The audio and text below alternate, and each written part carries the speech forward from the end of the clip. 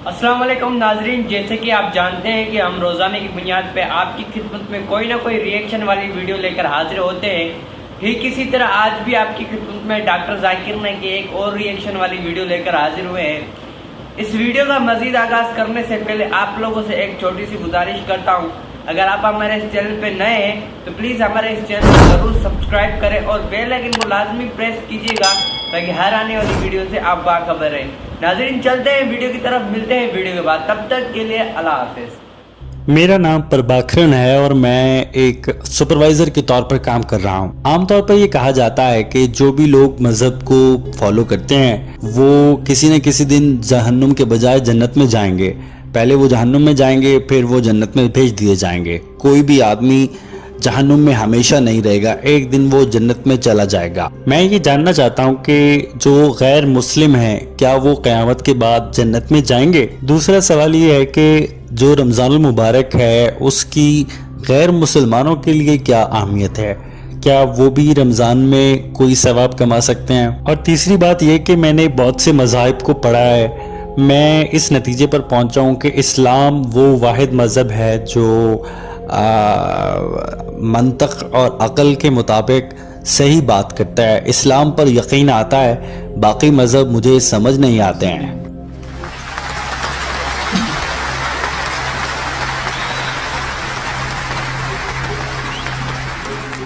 हमारे इस भाई ने 3 सवाल किए हैं या 3 बयान दिए हैं। पहला सवाल ये है कि सारे लोग कहते हैं खुदा को नहीं मानोगे तो जहन्नुम में जाओगे।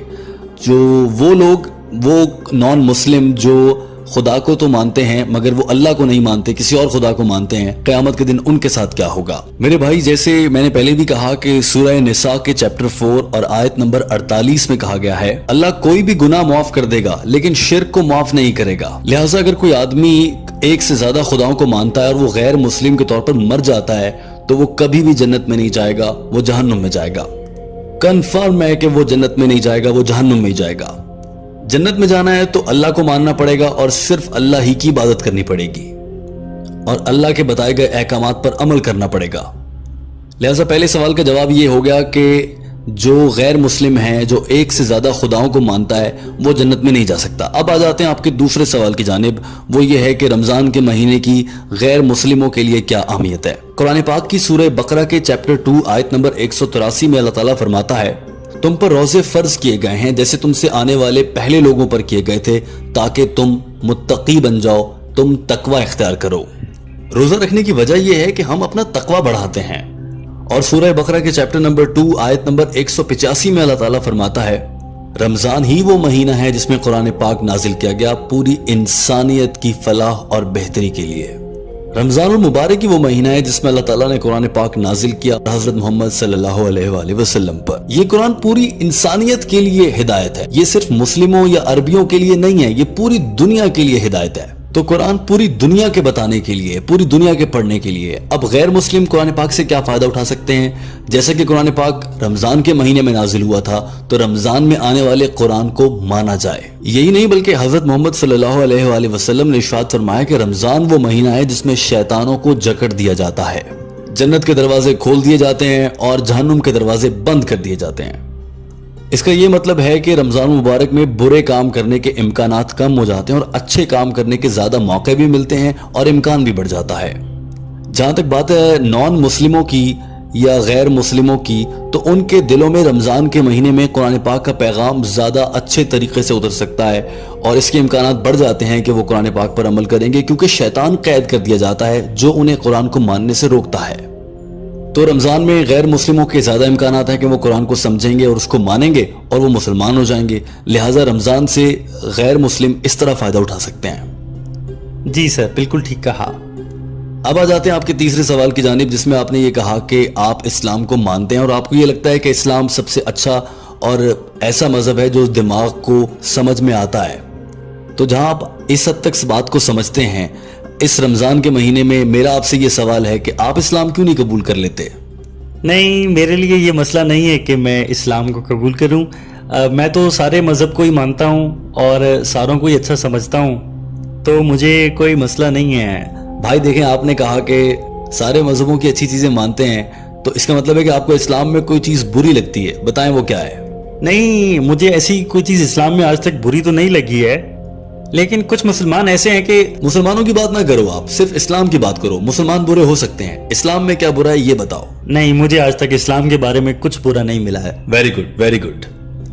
तो मेरे भाई, आपने मुझे बड़ा खुल के बताया कि आपको सारे मजहबों में से जो चीज अच्छी लगती है आप वो ले लेते हैं, लेकिन आपको इस्लाम में कोई चीज बुरी नहीं लगी है। तो आपको जब इस्लाम में कोई चीज बुरी नहीं लग रही है तो आप इस्लाम कबूल क्यों नहीं कर लेते? देखे ना, एक तरफ सारे मजहब हैं जिसमें आपको कुछ ना कुछ बुरा लग रहा है, एक तरफ इस्लाम है जिसमें आपको कुछ बुरा नहीं लग रहा। मिसाल के तौर पर अगर मैं आपको 2 गिलास पानी का देता हूं, एक खालिस गिलास पानी का होता है और दूसरे गिलास में पानी के गिलास में एक कतरा अगर पेशाब का डाल दिया जाए इंसान के, तो आप कौन सा गिलास में से पानी पीना पसंद करोगे? जाहिर है साफ वाला पानी जिसमें पेशाब नहीं होगा। साफ पानी पीना पसंद करोगे। तो इस्लाम भी तो साफ है, इस्लाम ही तो वो मजहब है जो बिल्कुल साफ है। आपने खुद कहा कि आपको इस्लाम में कुछ बुरा नहीं नजर आता। इस्लाम भी बिल्कुल खालिस है, जैसे वो साफ सुथरा गिलास का पानी है।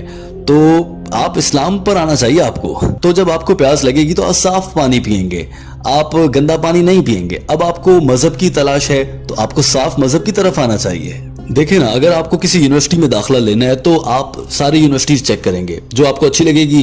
किसी में कुछ बुरा लगेगा, किसी में कुछ बुरा लगेगा। एक यूनिवर्सिटी ऐसी होगी जो लगेगा आपको कि ये बिल्कुल ठीक है, ये सबसे अच्छी है, आप उसी में दाखिला लोगे, बजाय इसके कि किसी और में लो। हाँ, वो अलग बात है कि आपके पास अगर वो यूनिवर्सिटी महंगी है तो आपके पास पैसे ना हो, लेकिन कोई वजह नहीं है कि आप जाकर किसी उस यूनिवर्सिटी में दाखिला लो जिसमें आपको चीजें बुरी लग रही हैं। जिसमें सब अच्छा लग रहा है आप उसी में दाखिला लोगे।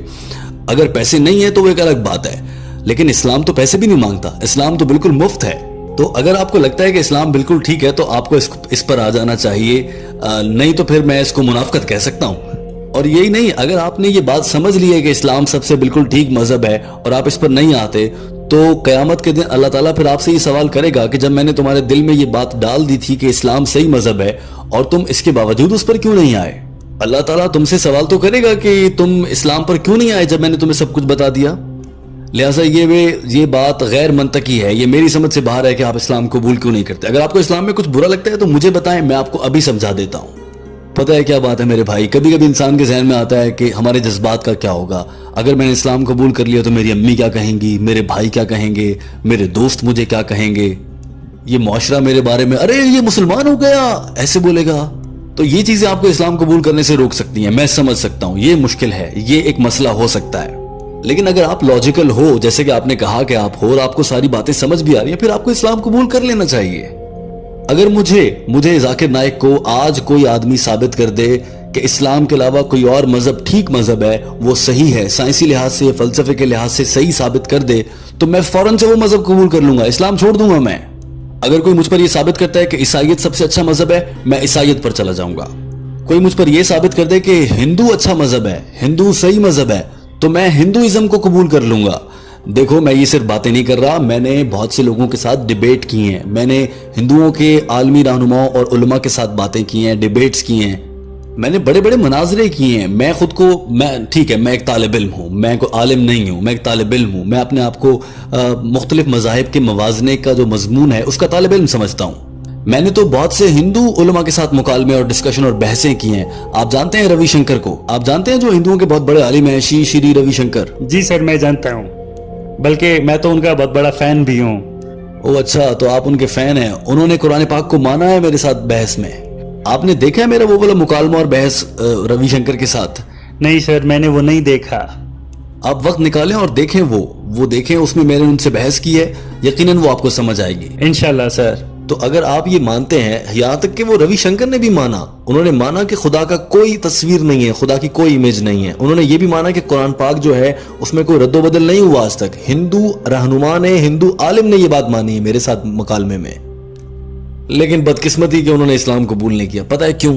क्योंकि अगर वो इस्लाम कबूल कर लेते तो उनके सारे फॉलोअर, सारे पैरोकार उन्हें छोड़ के चले जाते, वो उसके हाथ से निकल जाते। जी हाँ सर, सही कह रहे हैं। तो तुम्हारे कोई फॉलोअर या पैरोकार तो नहीं है ना भाई? तुम्हारे कोई है फॉलोअर? नहीं सर, मेरा कोई पैरोकार नहीं है। वेरी गुड, तो काम आसान हो गया, इस्लाम कबूल करो फिर। तुम्हारा तो इसमें कुछ जाया भी नहीं होगा। हाँ, कुछ दोस्त हो सकते हैं, कुछ रिश्तेदार हो सकते हैं, ये मुश्किल होगा। वैसे तो तुम्हारे पास खोने को कुछ भी नहीं है इस्लाम कबूल करने के बाद। अगर इसको मानते हो, इस्लाम को कबूल करने के लिए तैयार हो, तो इस्लाम को कबूल क्यों नहीं करते हो? नहीं, दरअसल मैंने इस बारे में कभी सोचा नहीं है। बल्कि मुझे ये लगता है कि ये बहुत मुश्किल काम होगा अगर मैंने ऐसा किया तो। मेरे को लगता है ये जिंदगी का सबसे मुश्किल काम है। इस्लाम को रमज़ान में कबूल करो। तुमने मुझसे पूछा था कि रमज़ान के महीने के क्या फ़ायदे हैं नॉन मुस्लिमों के लिए, तो नॉन मुस्लिम का दिल खोल दिया जाता है। तुम्हारा दिल खुल गया है, तुम्हें इस्लाम की समझ आ रही है, तुम उसको मानने को तैयार हो, इस्लाम को रमज़ान में कबूल करो। तो मैं आपसे दरख्वास्त करूंगा कि आप इस्लाम कबूल करने के बारे में सोचें। अगर आज नहीं तो मैं 3 हफ्ते तक यहीं पर हूँ, उस दौरान सोचें। कोई सवाल आता है तो मुझसे पूछें आकर। तो रमज़ान में इस्लाम कबूल करो, जब मौका मिलता है इस्लाम कबूल करो। मैं ये गारंटी से कह रहा हूँ, अगर आप इस्लाम कबूल कर लेते हैं तो इंशाल्लाह आपके जितने भी गुनाह हैं अल्लाह ताला माफ़ कर देगा। हत्ता कि अगर आप आज मर जाते हो इस्लाम कबूल करने के बाद खुदा न खास्ता, तो तब भी अल्लाह ताला तुम्हारे सारे गुनाह माफ़ कर सकता है। मैं ये गारंटी दे रहा हूँ। और तुम जन्नत में जाओगे। मुझे ये नहीं पता कि मैं जन्नत में जाऊंगा या नहीं, पर मुझे तुम्हारा पूरा यकीन है कि तुम जन्नत में जाओगे, क्योंकि तुमने मरने से पहले इस्लाम कबूल कर लिया था। क्योंकि जो भी आदमी इस्लाम कबूल करता है तो उसके पहले के उसके सारे गुनाह माफ कर देते हैं। खुदा न खास्ता आप आज मर जाओ तो आप इंशाल्लाह जन्नत में जाओगे। ठीक है sir, thank you very much, बहुत शुक्रिया। तो नाज़रीन, आज की थी हमारी रिएक्शन वीडियो। उम्मीद करता हूँ आपको ये रिएक्शन वीडियो पसंद आई होगी। मजीद ऐसी वीडियो देखने के लिए हमारे इस चैनल को ज़रूर सब्सक्राइब करें और बेल आइकन को लाजमी प्रेस कीजिएगा, ताकि हर आने वाली वीडियो से आप बाखबर रहें। तो दोस्तों, मिलते हैं अगली नेक्स्ट वीडियो में। तब तक के लिए अल्लाह हाफिज़।